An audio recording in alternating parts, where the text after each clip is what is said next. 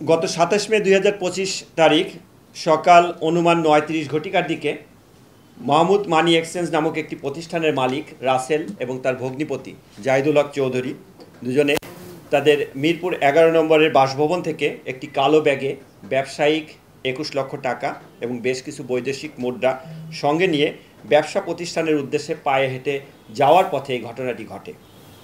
তা সকাল অনুমান ৯:৪০ ঘটিকার দিকে শেরেবাংলা ন্যাশনাল স্টেডিয়াম ও ফায়ার সার্ভিস এর মাঝের যে সে গলির মাথায় পৌঁছা মাত্রই ঘটনাস্থলের পূর্ব থেকে ওত পেতে থাকা ৪টি মোটরসাইকেল যোগে ৭-৮ জন লোক যারা মাস্ক পরিহিত অবস্থায় ছিল তারা তাদের পথ রোধ করে।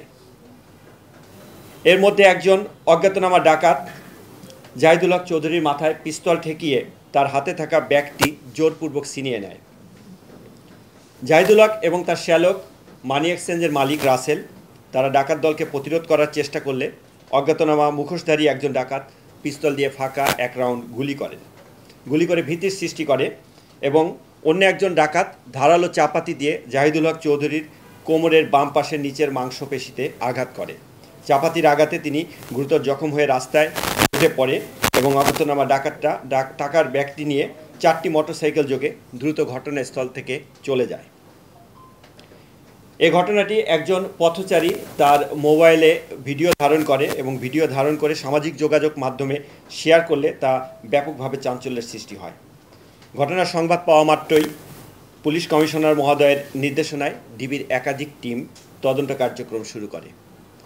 তদন্ত কার্যক্রম করে ঘটনার রহস্য উদ্ঘাটন, জড়িতদের গ্রেপ্তার, ব্যবহৃত অস্ত্র ও গাড়ি উদ্ধারের লক্ষ্যে তারা মাঠে নামে। তথ্য প্রযুক্তি ব্যবহার করে এবং গোয়েন্দা তথ্যের বিশ্লেষণে প্রাপ্ত তথ্যের ভিত্তিতে ডিবি টিম ঘটনায় ব্যবহৃত একটি হাইয়েস্ট মাইক্রোবাস শনাক্ত করে।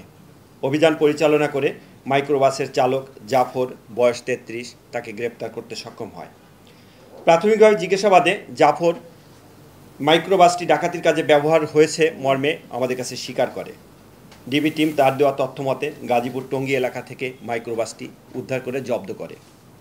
এছাড়া তথ্য প্রযুক্তির চূড়ান্ত বিশ্লেষণে প্রাপ্ত তথ্যের ভিত্তিতে ডিবির একাধিক টিম একই সাথে ঢাকা, বরিশাল, পটুয়াখালী, ময়মনসিংহ ও যশোর জেলার বিভিন্ন স্থানে অভিযান পরিচালনা করে ডাকাতির সাথে সরাসরি জড়িত ডাকাত দলের মূল পরিকল্পনাকারী জলিল মোল্লা সহ অপরাপর ডাকাত সদস্য মোস্তাফিজ, পলাশ, দীপু, সোহাগ সহ মোট ৬ জনকে গ্রেপ্তার করতে সক্ষম হয়।